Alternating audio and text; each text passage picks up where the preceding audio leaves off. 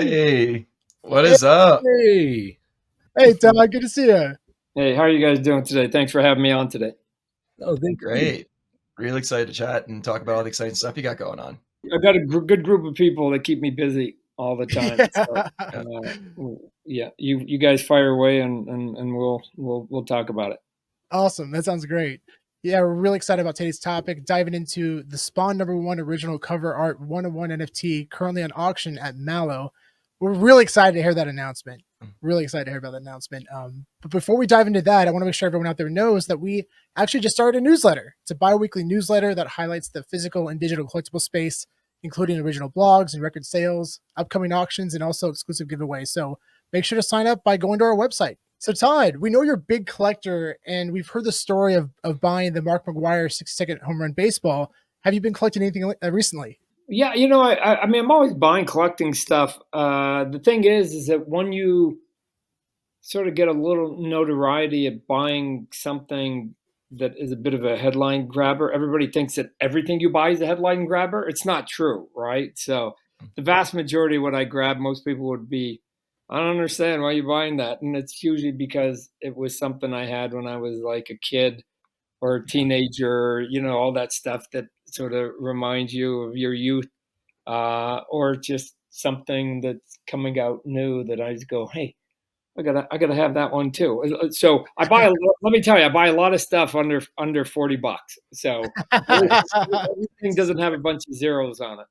Hey, so some of the best stuff that is collectible now are things that weren't necessarily meant to be collectible or weren't necessarily meant to be worth hundreds of thousands of dollars. So yeah, I love well, that. Well, I would argue that some of the most cherished things we have in our collection are arguably the things that nobody else would care about because they're sort of sentimental to us personally, right? Because that was the first Hot Wheel I ever got.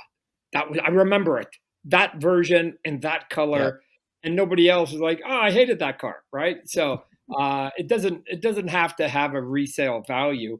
Some of it is just like I said, it's just for us personally. Totally agree. Yeah, one of my favorite things. It's behind me over here, but it's a fossil that my grandma basically handed down to me, and it's something that's been in the family for a while, and I don't think it's worth much. It's a fish fossil, but for me, it's really cool. And I grew up like wanting to be a paleontologist. Instead, we're here talking to you, but I think collecting can fall into the same definition at times of art, and the simple definition of art is I don't know what art is, but I know what I like, right? Which at its core, for the most part, means that you could take 50 people, take them into the biggest sort of museum that you have, put them in the biggest gallery, and say, go stand in front of your favorite, and all 50 of them may stand in front of a different one, right? For a completely different reason. So it doesn't have to translate to everybody, right? We all look at everything that we do, what we consume, TV, movies, music, the concerts we go to and all that, and we all have varying degrees of what we like. This is why I sort of tap my wife on the shoulder. She's always suggesting TVs and movies, and I'm like, and she gives like these big glowing reports, and I'm like, you don't know that they don't like that kind of type of movie, right? And then their friends go, I can't trust you anymore. I can't trust you anymore with your suggestions. So I usually temper it because I know my personality isn't necessarily the same as everybody else's. So what I consider to be cool doesn't necessarily mean it's going to strike with somebody else. So I just collect what I want and usually keep my mouth zipped.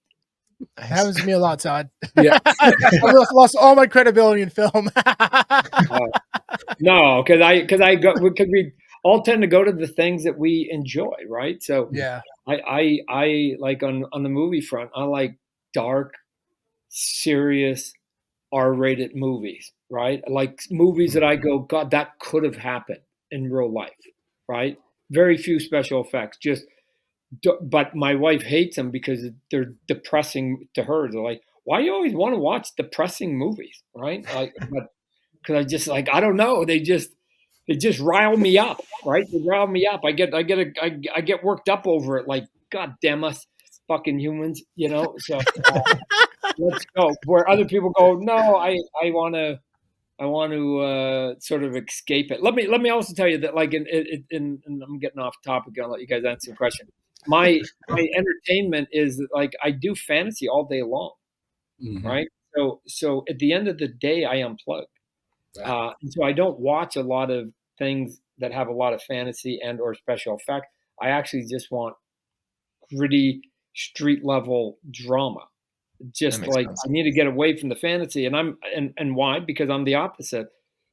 That I was immersed in fantasy and I want to get out of it. Where people who are immersed in reality all day long, I get it. They want to come home and just forget about being an accountant for 10 hours, and they want to like have a little bit of fun and do something with their vision. I get it. So this is why I try not to apply what works for me on anybody else, but it's cool. Like geeks is geeks and fans is fan. We're all in the big giant boat together, which is sort of the exciting best part about it. So I wanted to get a little bit into Web3. So I mean, it seems like you've kind of just like totally grabbed the market by the horns. Like you've dived in and you've been working on multiple projects in the Web3 space. So I'm really curious what was that moment for you where it clicked, and where the technology really made sense for you, and where you could kind of see what it could do for the comic and the collectible space. So I'm probably going to give you an answer that may disappoint you, right?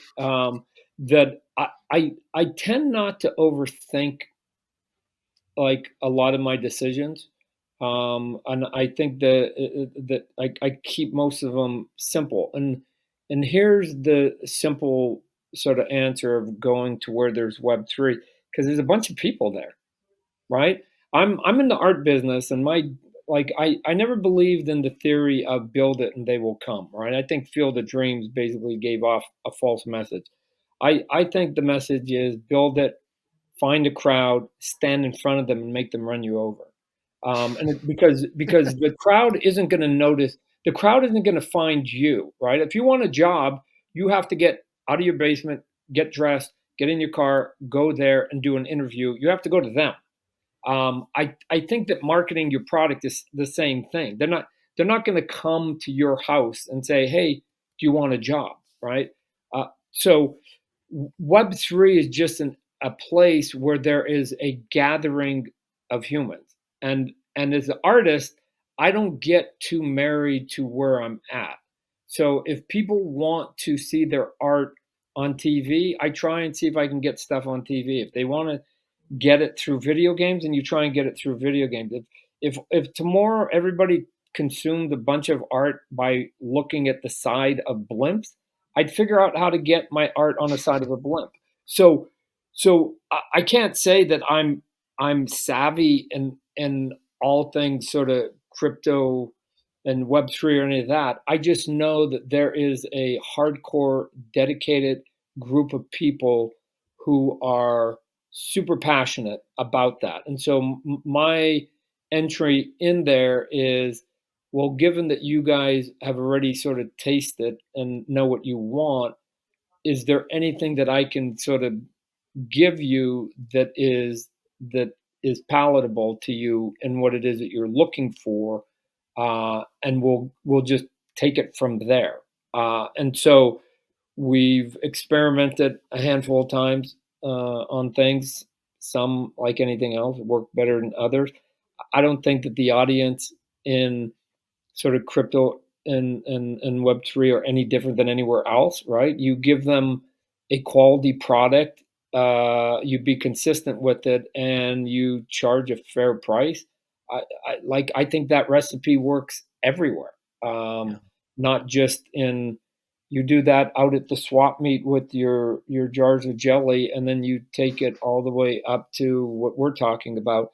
The recipe, that 3-step recipe, will always work. So that's what we're doing, and it seems we're getting a little bit of attention, but again, it's still the Wild West. I still think that we're all all pioneers, and I don't think anybody can truly say that they know where any of this is going to be 5 years from now. I think they're lying if they actually do have a strong opinion. But that to me is sort of the exciting piece, is the unknown, not the known, is the unknown, because there's no wrong answers right now. Yeah.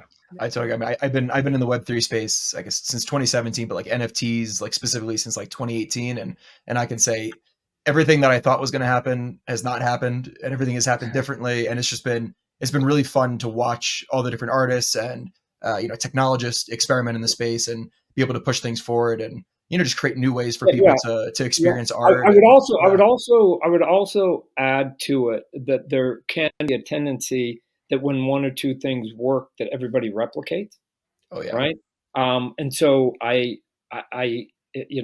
as an older guy, as a fatherly, it's like, because everybody else is doing it doesn't necessarily mean that you should be doing it yourself. There's reasons why it works, but then if everybody does it, then quote unquote innovation starts to slow down, right? And what you want is to still have enough people that are willing to experiment, to your point, because you don't know whether something's going to work until you expose it to the public. And if you're just replicating what the public already knows, they're not getting to know that there's something else. Look at, when I was a kid, I'm going to age myself. There's a bunch of these little stores that were called, Baskin and Robbins 31 flavor, right? I don't know. If they'd only offered 20, everybody would have thought those are the only 20, right? But they said, let's try 21. Let's add another one. Like, and to me, we should be doing the same thing. Not saying that what's successful shouldn't be replicated at times, but to me, they should also be bricks that you're just building upon to go, well, let's try something else. What's the next step up on that, right? What's the next? Again, we don't have to invent anything. What's the sort of the sexier version of that? And then you just keep sort of going like this. So over time, you went from here to here. Yeah. Mm-hmm. Totally. And I'm saying that in any industry, industry. Otherwise, you can fall, because what's going to happen if you just fall in love with your idea, then you're going to have some guy in a garage named Steve Jobs and his buddies come and then just go, oh, IBM, right? Like you can't. And history has proven that when you get complacent, that it's basically the outsiders that come in that don't know that they're doing something wrong, that basically are the ones that actually sometimes shake things up, right? So, Tesla wasn't in the car business, until late in the game. There were a lot of cars, and then they said, well, let's just try one little thing a little bit different and see if we can't actually do it on a big scale, right? And it worked. Again, it's not for everybody, but it was another option for people in what is otherwise buying a car. That's all you have to do, is just give them options. Yeah. Totally. We had a chance to meet you at an Oddkey event meetup at San Diego Comic-Con 2022, and anyone who held a Spunoki NFT was allowed to attend. It was a really, really fun time, and this demonstrated the power of utility. Do you think it's necessary for all digital collectibles to have utility? I don't think it hurts. I mean, again, you sort of look at everything and you go, what's the downside, right? Yeah. The downside would be that if you do it and you don't sort of give value to it, right? I mean, if you're gonna say to somebody, hey, we're gonna give a utility to this, which basically means we're gonna sort of upgrade you a little bit, right? Again, use simple analogies. Hey, if you have this, there's a chance that then we could upgrade you from your middle seat in the airplane into first class. That's kind of noticeable to people, and they're like, okay, cool, right? But if it's just, we're going to move you from the middle seat to the aisle seat, okay, that's still better, but it's not dramatic.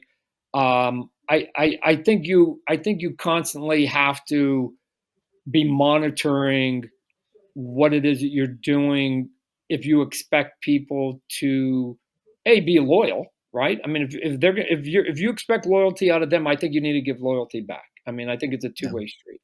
And so yes, I think it's good for people, but I think that you also have to make it, not all the time, but as much as possible, at least on a semi-regular basis, make it valuable, make it meaningful, I guess is a better word, to the crowd.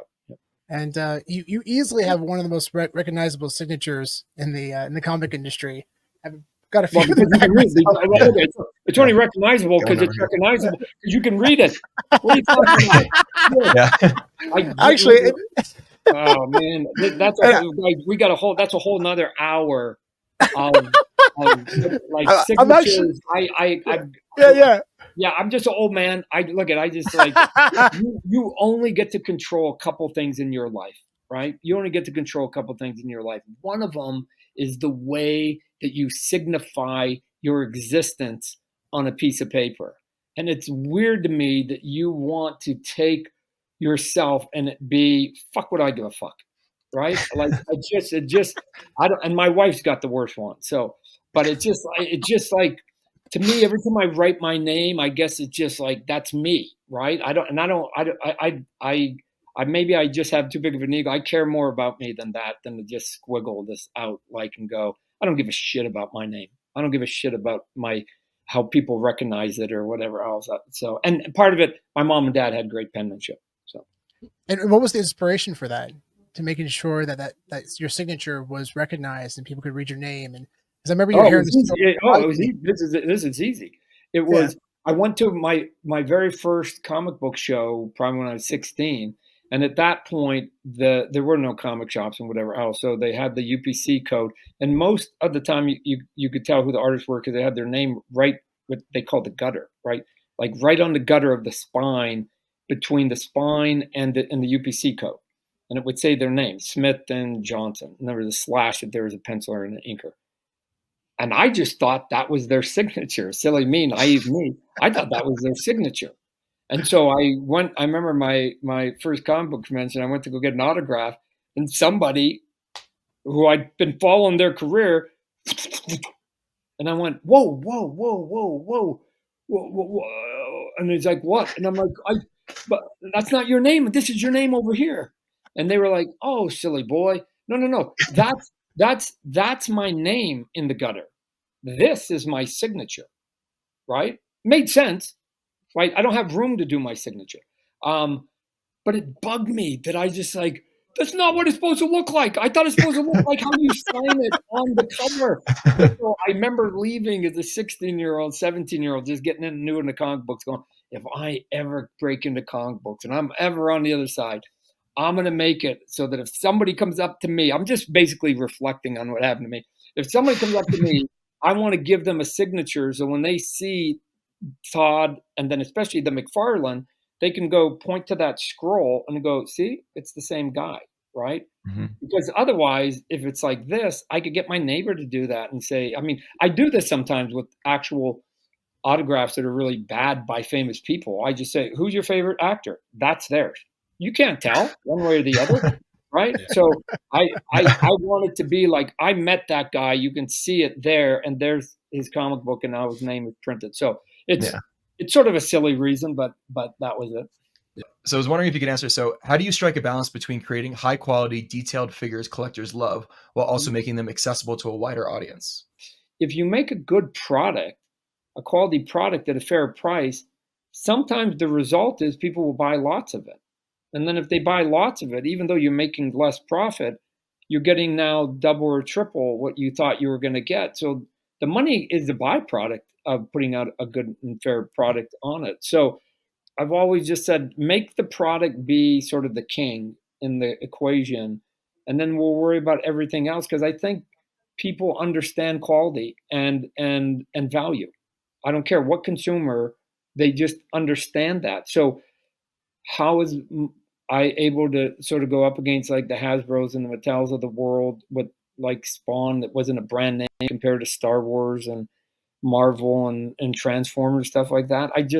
I think I just gave them a better product. I gave them more plastic. I gave them more detail, and then I priced it kind of about the same price. So I was trying to give them a Cadillac at basically Ford Motor prices, right? And people will recognize it, even though they go, I don't know what a Spawn is, but that's kind of cool, and it's kind of the same price, and he's giving us way more plastic and way more detail. What the heck, right? So I don't know. That's how we do it. I don't worry about maximizing profits. For me, growing up especially, Spawn was one of my favorite comic books, and I grew up with the toys as well because I thought of them as quality. I saw that quality in those toys, and the fact that I could afford them was amazing to me as a kid growing up. When I first got into the industry and the people I was going against, the big companies that were like, oh, and I think at that time, in all honesty, if I remember right, toys were like action figures were $5.99, and I think ours came out at $6.99, and they were like rolling their eyes, going, "You can't sell a $6.99 toy, Todd." And the answer is, of course you can. But they were looking at it wrong. Not only can you sell, here's the simple equation: the way you sell a $6.99 toy, you just give them $6.99 of value. Better yet, try and give them $7 or $8.99 of value and charge $6.99. Then for sure they'll buy it. What you're thinking of, big corporations, is how can I sell my $5.99 toy for $6.99? You're right. That doesn't work because now you're just squeezing your customer, right? But if you just add 25 cents more to your toy, they'll pay an extra $1. They figured it out after they saw some of the stuff I did. You could see they just went. So you're saying if we just add a little bit, they'll give us an extra $1 and our profit margin will go up. Yes, like even when it was obvious to them for decades, they still weren't doing it. That there's a way to do it. Just give good product to people and people will respond. And how do I know that? The reason you can sell something for $6.99 because people will buy a $200 video game player console. Better than that, they'll buy a $70,000 car, and eventually they'll buy a $400,000 house. So of course they'll spend more than $6.99 on something, but they have to get perceived value for the price that they're about to put down. So you're right. You can't sell something for $20 if they think it's only worth $5. One of the technology we're really excited about with Web3 is digital signatures. Yep. And I was curious what your vision is for signatures for artists in the digital space. So we've done digital signatures on a couple of our things over on Oddkey. Haven't been lucky enough to land one yet. No. and one of the things I treated those like I was at a show in person, which basically means that if you gave me two, let's say Spawn number one, and I signed both of them, if you put them next to each other, although at first blush they'll look like the same signature, you're going to see, because I did it twice, that there are slight variations in all of our signatures, right? So it's not exactly the same. The length of the way I cross the T or the drop down on my M or whatever, there's going to be some variation. So when we said we were going to do signatures on some of our stuff digitally, I still wanted to have each one of them be unique, so that if you happen to be lucky, you're saying you didn't get one, but if you happen to get two, that when you compared the two, they wouldn't be exactly the same. Why? Because if it was in real life and you got two signatures, they wouldn't be exactly the same. So I wanted to simulate what would be happening if you were in person as much as possible, sort of on a digital level. Does it take more time to do it that way instead of just doing one and replicating it 400 or 500 times? Of course it does. Of course it does. But I think those are the moves that people will pay attention to and appreciate. Yeah. That they're just going, he could have taken the shortcut, and we still would have bought it, but he didn't. He was willing to basically sign his name 500 times for these 500 signatures or whatever it is. And that's kind of cool, right? And the only person that sort of end up having to spend a little bit more time was me. But they shouldn't have to. The fans shouldn't have to worry about whatever pain is on me to sort of get it there. But digital. I think digital signatures, I think, can have a lot of value done right.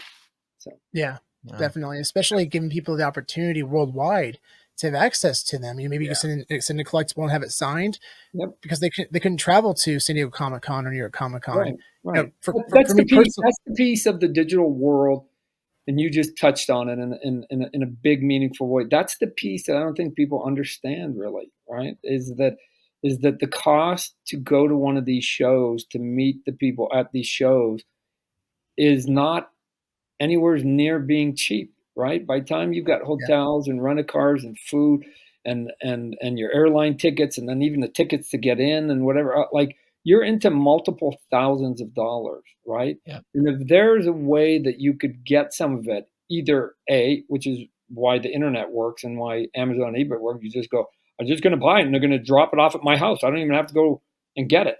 But if you can do it with things like signatures and they feel comfortable with that, then cool. I mean, the only other way is you send it in like a CGC, grading service. The Yeah. artist comes in, signs it, and then you send it back. So, I mean, there is a way to physically get it and still not have to leave your house, but each one of them comes at a cost. The one where you sit at home and it's a digital download, that should be able to be done at the cheapest of all the costs. And it should be to some extent as viable as any of the others if you insist and make it viable, right? Like this one of one that we're doing, people can Yeah. poo-poo it all they want and go, just so Todd's selling it. I'm like, and I still think that whatever the price is still going to be at a fraction of what it's going to be worth in the future when people find out that there's only two ways you're ever going to get the cover to issue number one. Yeah. Either you're going to buy the physical one from Todd someday or after he dies from his kids, or you would have gotten this one at the auction. That's it. There's only going to be two in existence. And and you're going to go, wow, the person who bought it only paid like 1/100th of the other one, but now there's only two. Like, woo! I mean, in terms of like, if I was to sell the physical one, I think it would go to high price, and then it would take more for it to keep climbing. But I think this one is going to go. I don't care how high it gets. I still think it's going to be at a fraction of what it probably is going to be worth done right, like 10, 15 years from now. For me personally, the first digital collectible I ever bought was about 3 years ago, and it was the Todd McFarlane Batman on VV digital collectibles. And when I met you at Odd Key event in 2022, you actually signed it with your finger, and I actually printed it out and put it up on the wall right there. It's awesome. It's great. Yeah. And it looks like you got a 3D of it behind you on the other side. I do. Yeah. I got to match. Yeah. And I just remember the way it made me feel, and it was so cool. And I was so excited at the opportunity to be able to put these signatures on the blockchain and for everyone to enjoy this worldwide. And it's going to be an exciting thing in the future. Yeah. But this is to go back to our conversation earlier. This is part of that wild, wild west, right? Yeah. That what may be acceptable now might not be, or what's unacceptable now, or what people are a little tentative about may be completely normal in 3 or 4 years. Remember, there was a time when the internet came along and people go, I'm not giving you my credit card number. Right? Especially old people. Right? Especially old people. Yeah. They're like, I can't do this. I can't do this. I can't do this. So, and then eventually we all sort of went, okay, it's okay, right? The waters are safe. There's no sharks, right? Digital, I think the world of digital, and again, time is going to tell.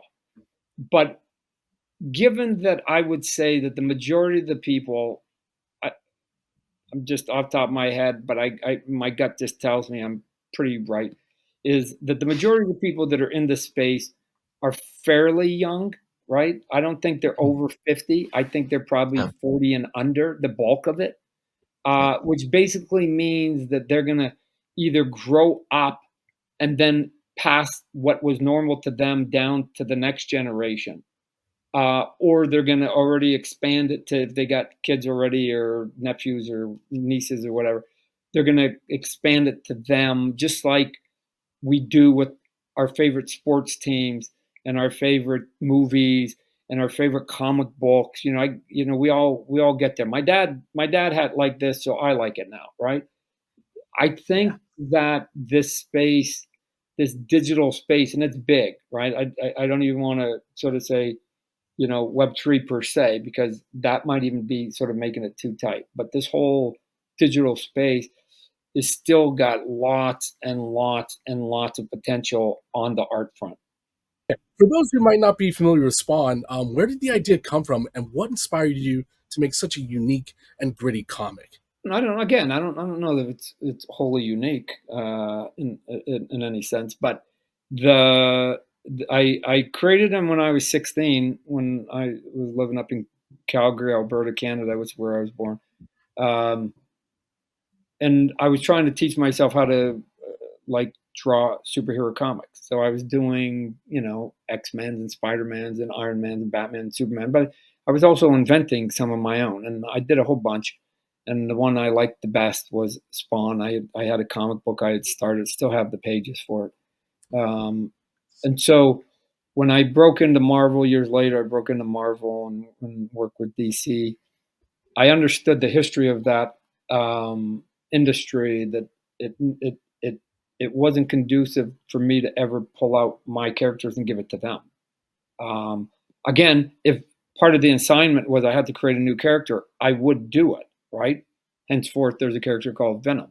But I wouldn't, and some other people did. They actually pulled those characters they created when they were 15, 16 and said, hey, I got this character, you want it? I sat on it for a long time.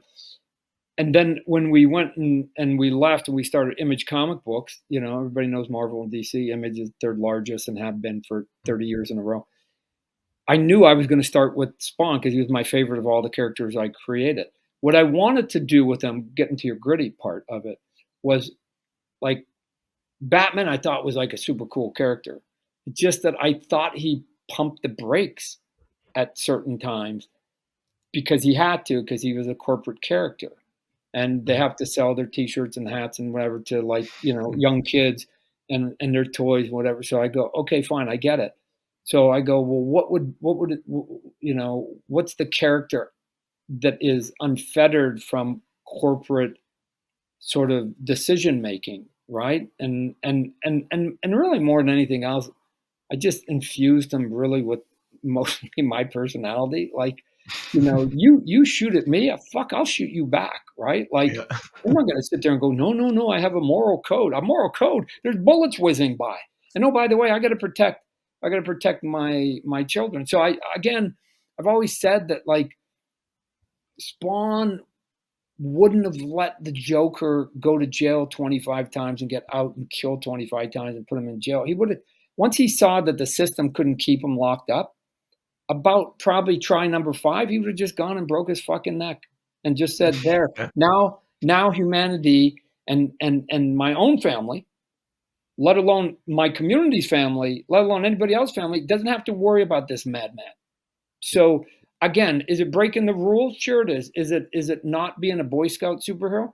Sure it is. Sure it is. But to some extent, I would do the same. If the pedophile killer could not be contained by our system today, and every time they got out, they killed another kid, by about the 10th time, I think I could find 4 or 5 other dads to go, let's go pay the dude a visit, and he may disappear, right? Like, at some point, you have to just go, if the system can't fix it, then you have to do it.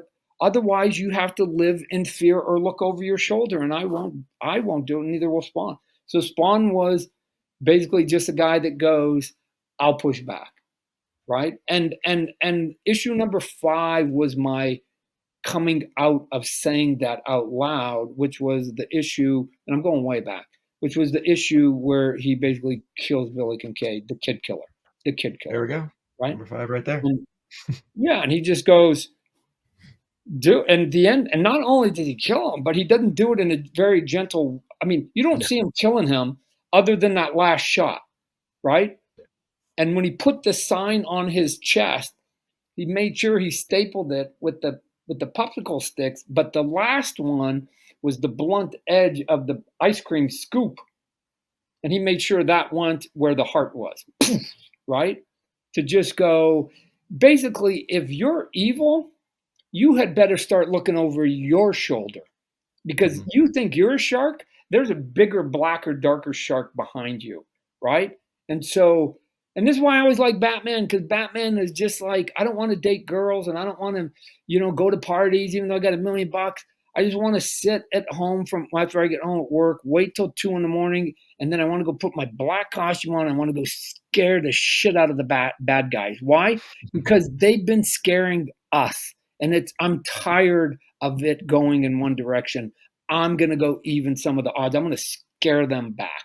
I want them to be nervous when they're walking down the street. So, but that's just me. I just get riled up. So anyway, I think I'm 12 feet. I think I'm 12 feet tall and bulletproof. So anyway. Yeah. Oh, I love that. So we are very excited about the new Spawn film, which is being in development right now at Blumhouse. I believe Jamie Foxx and Jeremy Renner have already signed on to star in the film. But what are you most excited for in this new silver screen adaptation? To get it done, first off, because it's been a long, slow Long root, process. root canal. It's been a long, like, I know all of a sudden the pandemic Canal. came. And then all of a sudden, like, a writer's strike came, and you're just like going, "Oh my god!" I know what the title is going to be. Spawn. Matter of fact, the curse of Spawn. Right? Like, oh, like it's just painful. Just painful. Sadly, you can actually find dozens, if not hundreds, if not thousands, of examples of people who were in "quote unquote" development hell for a decade or more themselves. So it's not like this is actually even unique on any level. But I think the thing I'm looking forward to is seeing what the reaction will be from the audience, in that everybody on our side is completely bought into that it has to be R-rated. And not R-rated so that you can say the F word or you can show naked ladies or any of that. Not for that reason, but so that you can take sophisticated themes and apply them, and it not sort of offend, a 5-year-old because you're trying to like get them to go buy a toy thereafter, right? I've told my toy people, it's like, we're going to try and make a movie, even the one I wrote earlier, but that got pushed aside. We've got new writers on it that won't sell toys, and the reason is because I can't let a tail wag a dog, and the tail would be saying that you got to do something just so you can sell T-shirts and hats and toys. I can't. What we need to do is make a movie that I hope will satisfy the hardcore audience, but I still have to look beyond that, because to be successful, you have to get like tens upon tens of millions of people globally to go to your movie. And that means that we have to just make a good, entertaining movie first. And whether it's 100% loyal to the comic book or not has to be, to me, secondary. As long as there's enough in it for the fan base to go, that's cool. Because all I tell the writer, I go, look, I think if you did a word cloud of Spawn, I think the two biggest words would be, a couple of the big words would be like badass and like dark and moody, gritty, whatever word you use. And if you keep those two, badass and sort of dark and cool, I think you can wrap it up in a variety of ways, and it doesn't have to be completely loyal to the comic book. Just keep the vibe of it there. Now, it's gone so long now that oddly we may actually be kind of at the right spot through dumb luck or time, whatever, because and here's why I say that is that I think, and we'll find out, we'll come back and see how close I was. I think the top two movies this year, by the time this calendar year is over, I think the top two movies are going to be Deadpool and Joker 2. I think in terms of money grossing.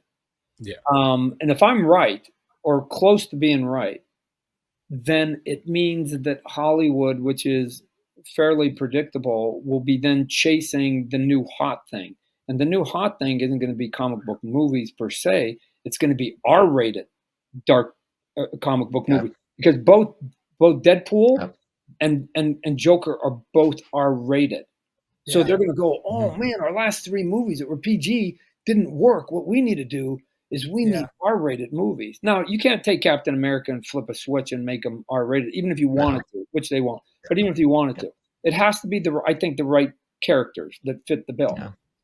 And to me, I've been saying that for a long time. The guy who can fit that bill that's available, because Marvel and DC characters aren't available, that has been staring you in the face, that it's at the top of the rankings. It sometimes is number one in those rankings. Yeah. Is Spawn, and then there's nothing close. in terms of having a 30-year history and the brand still being strong and having people know about it to some extent within reason globally. I mean, again, it's still in the bubble of comic books, but it's, it had the one movie and it had the HBO and a couple of video games. So it's sort of popped its head out every now and then. So it's not isolated. But again, it's there. There's that. And Hollywood is going to, I believe, is going to track R-rated dark stuff in a heartbeat. And we're going to go, we got this thing called Spawn. One more thing. Hollywood also likes to make money. And they're going to be looking at those movies, and arguably the number one movie could be Joker 2, right? The first movie made $1 billion, the only R-rated movie ever to make $1 billion, ever in cinema history. Joker 1 is the only R-rated movie to get across the threshold of $1 billion. If this movie crosses $1 billion, then the guy who wrote both of those movies with his director is a guy by the name of Scott Silver. He'll be the only human being to not only have done it once, he'll be the only human being to have done it twice. Just so everybody knows, the guy who's writing the Spawn script right now is Scott Silver. Nice. So if Hollywood's looking for moneymakers, Scott Silver and Joker are going to be like, you're going to want Joker people, and more specifically, the guy who wrote Joker. And then you're going to also want R-rated dark stuff. And we're going to be standing there with both of those together. Like, so I think very quickly we're going to be in a catbird seat, that we're going to go, boom, you want that material, boom, by these talented people. And oh, by the way, look at the rest of the team that we've got. They're all A-listers. So I'm the weak link, and I'm the guy who co-created Venom. I'm the weak link. So we're hoping, fingers crossed, that somewhere between San Diego Comic-Con and the New York Comic-Con, then we'll have a big announcement of the sale being done. So nice. That's exciting. Nice. We're very excited to see it. Yeah. So I guess talking back a little bit about the drop that's going on right now. So curious, I'm not sure if you were involved in the decision at all, but curious why you decided to release on the Drip and Mow platform rather than other platforms. And then just more generally, do you have any plans to release any other of your original art in the digital space going forward? Possibly. I mean, again, let's see how it all falls out.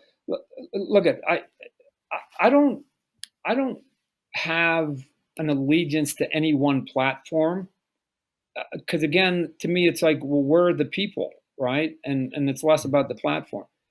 But I do like to. I'm curious. Let's leave it at that. So, like, we just recently did some stuff on this other place called Whatnot, and we crushed it over there. Doesn't mean I'm going to do a bunch over there. It doesn't mean I continue to do it. It just means that there was a place there where I could go and communicate with people. We had a nice sort of, AMAs and stuff like that. And then we did a big auction where all the money went to charity. And then, we did some other stuff.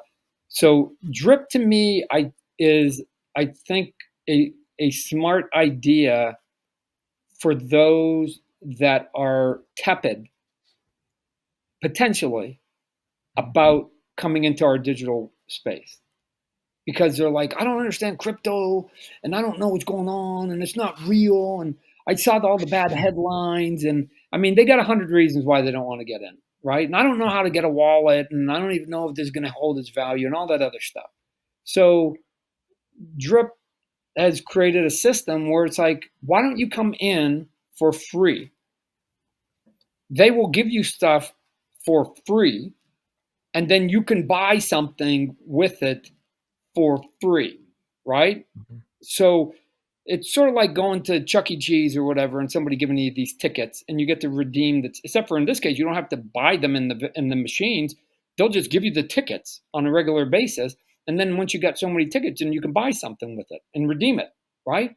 Cool. All right. I think it's a really interesting way to potentially get people who are sitting on the sidelines in, to just say, just dip your toe in it. Here's a way to dip your toe into it. Just come over here. And then I guess I could have gone to some of the bigger auction houses, whatever else, but I like the fact that this could be a place to bridge people across from like physical into digital. So I don't know. Let's try it here. Maybe in hindsight, I'll go. There was 10 other places I should have gone that would have been way better. Who knows, right? But I'm less concerned about getting it right 100% of the time and maximizing profits and whatever else. I leave that to others, than to just try and experiment in ways that I think might have some lasting effect. So we'll see. I don't know that this thing that Drip is doing is sustainable long term. We'll find out, or whether it's even a good, useful bridge or not. But if you sell the message that way, if I say, hey, there's a place you can go for free and get free stuff, I don't know, free is really the biggest word they found out when they interview people. It's the biggest word you can use that you can get people's attention. So here we are. Now, again, the auction isn't going to be free per se, right? But it's a place where you can sort of go and get some stuff, and then every now and then there's some big thing happening over on the screen, and you can sort of watch it. This is one of the ones here. This is for some of the whales, if you will, that sort of play. Oh, they're watching. I'm really happy that you brought up bridging the physical and digital space, and that's the kind of foundation of our podcast and why we started, because we believe in both physical and digital collectibles. We want to help bridge those two worlds together. And having now worked in both the physical and digital collectibles markets, do you still see a divide among physical and digital collectors? And what do you think will help finally cross over from either space? Ultimately time. I mean, because history tells us it's the greatest sort of equalizer.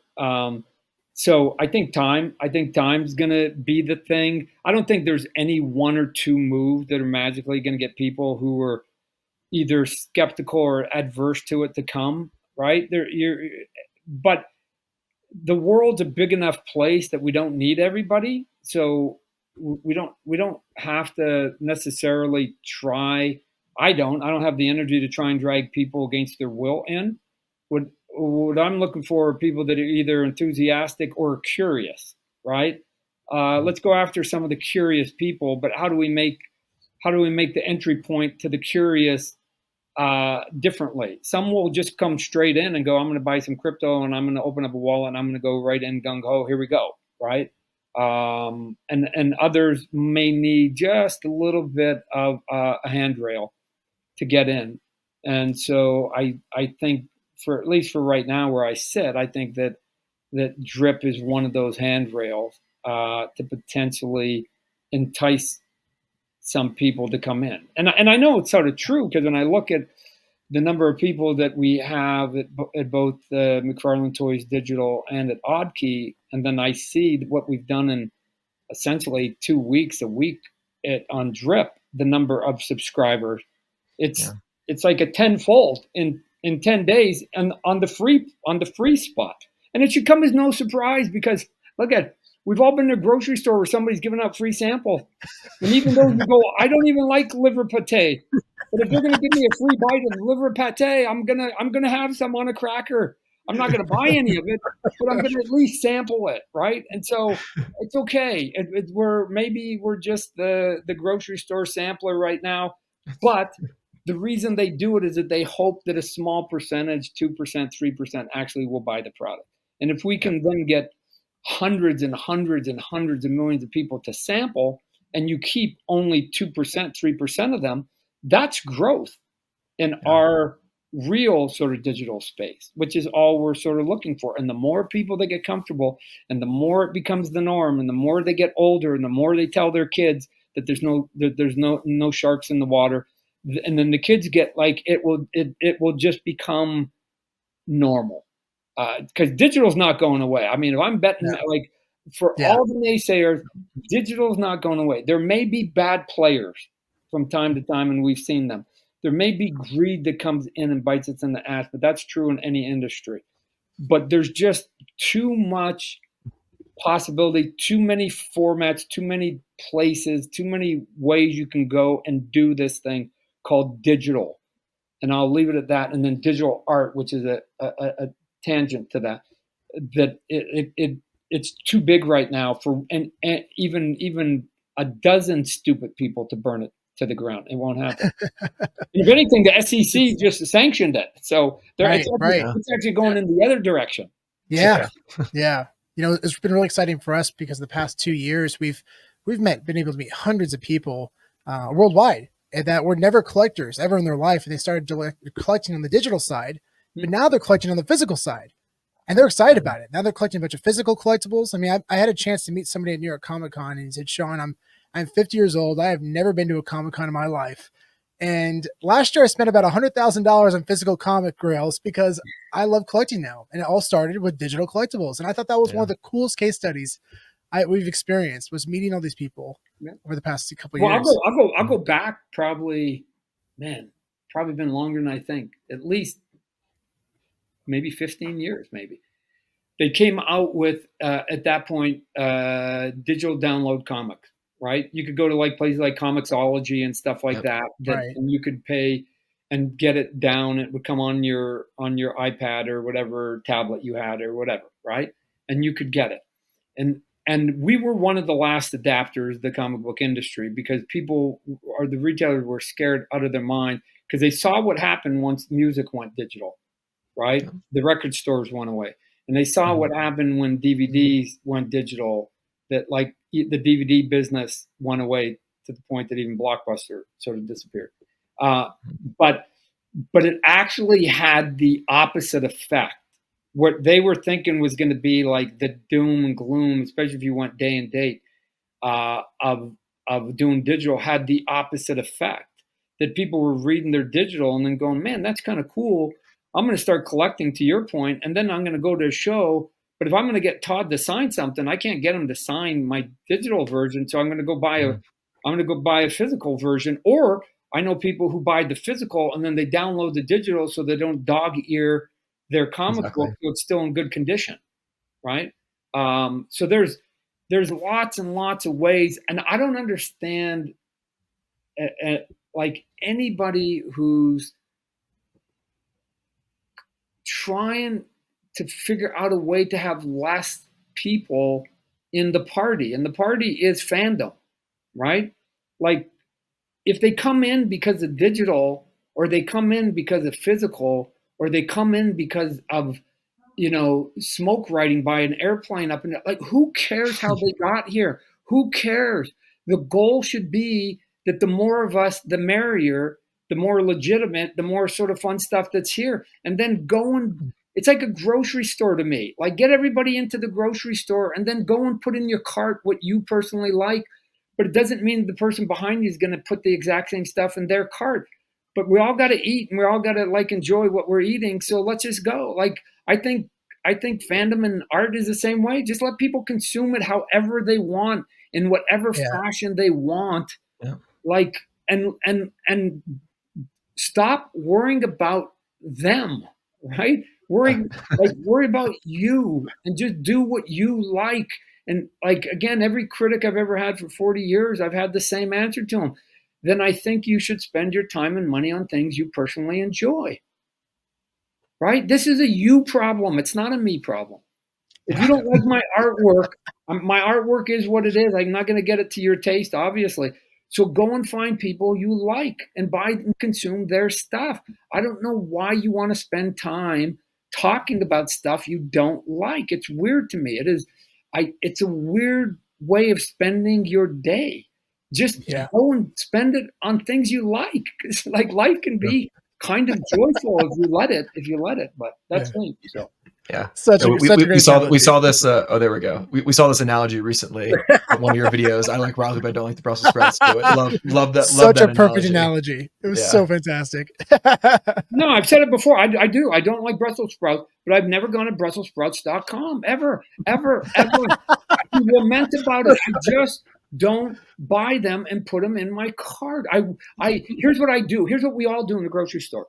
We walk on by. Walk on by. And I wish people could take that same mentality with art. Yeah. Just walk on by. If you don't like Taylor Swift stuff, don't buy it. Just walk on by. Go buy the music that you like. But those that do have it in their cart, put it there for a reason. They actually like it, right? So you go get your stuff in your cart. Let them have their stuff in their cart. Why you like again? I've never seen anybody at a grocery store go, "Oh my God, what you've got Captain Crunch in yours? I hate Captain Crunch." Like, no, you just go get your Lucky Charms and you let them have their Captain Crunch. Like, so, Oh, that's so great. I totally agree. I love Yeah, it. 100%. Well, Todd, thank you so much for coming on today. This has been a blast, and I'm so excited to see where the one-on-one NFT goes. It's gonna be really exciting. yeah. Again, like you said, it's a big bite at an experiment because I'm putting up a page that has historic significance, right? Yeah. So, but two things are going to come out of it. To go back to what we talked about earlier, we're going to get the moment of what it meant right now, and then we're going to see what it means 20 years from now. Yep. So the impact of what it means today and what 20 years from now may be significantly different, right? So but that's the cool part of collecting and being a fan and geek, like just watching the future, because here we go. If we all knew, we'd be buying all the same stuff. But actually that wouldn't work because we'd all have it, so it wouldn't be worth anything. So Exactly. sometimes you just get lucky. You make the right call and sometimes you don't. And then we try it all over again. So it's just called life, right? Life's actually kind of entertaining if you let it. Yeah, definitely. Absolutely. And it's really exciting to hear you say, this is it. Here's one digital and I have the physical, and here's your chance, guys. Yep. This or never. That's it. Yeah. That's it. And whoever gets that is actually that, like, given that I don't know if I'm ever going to sell my physical, they're actually going to have the head start of going, look, there's only two, but one's not for sale, right? So I got the other one. Yeah. So we'll see what happens with it when it starts to potentially resell itself over and over time. So Nice. Amazing. Well, thank you so much for joining, everybody. Really appreciate you all for joining. Yeah. And make sure to follow Todd on all of his socials, and also, of course, McFarlane Toys, Oddkey, and make sure to follow the Spawn #1 original cover art 101 NFT being auctioned right now at Mallow, ending this Wednesday, May 16th. Todd, thanks again for coming on. It's been get your bids in, guys. Yeah, just two. Technically, actually, just one. Yeah.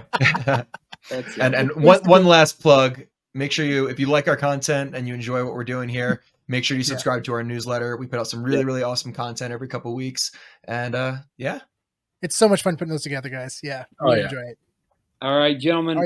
Gentlemen, thank you. Appreciate it. You guys are doing a good service for all us geeks, right? Like I've always said that there's a couple components. There's the end consumer has to buy what I make, right? So there's me and the end consumer. There's sometimes, if you're doing it physical, there's the retail stores in between, right? But then there's the piece that I think gets undervalued, which is what you guys are doing, which is getting the word out. Either just not a product, but just information about news about the industry, updates on industries. Those are valuable, right? Like media plays a giant part in all this. So, and if one of those four pieces, especially if you're doing something physical where there's retail, if one of those four pieces breaks down, we all collapse, right? If there's no consumers, it doesn't work. If there's no people creating, it doesn't work. If there's nobody willing to put it on a shelf, it doesn't work. But if nobody even knows it exists, which is where you guys come in, then it also collapses. So all of us feed off each other. And so I'm thankful for people like you guys that do what you do, because you're just helping the ecosystem here. So appreciate it. No, thank you. Thank you for making great art for us to talk about. Absolutely. Yeah. A win-win. We call it a win-win. Absolutely. All right, gentlemen. Guys. You be good. Thank you so much. Thanks so much. Well, Thanks so much. bye. See you, everyone. Bye.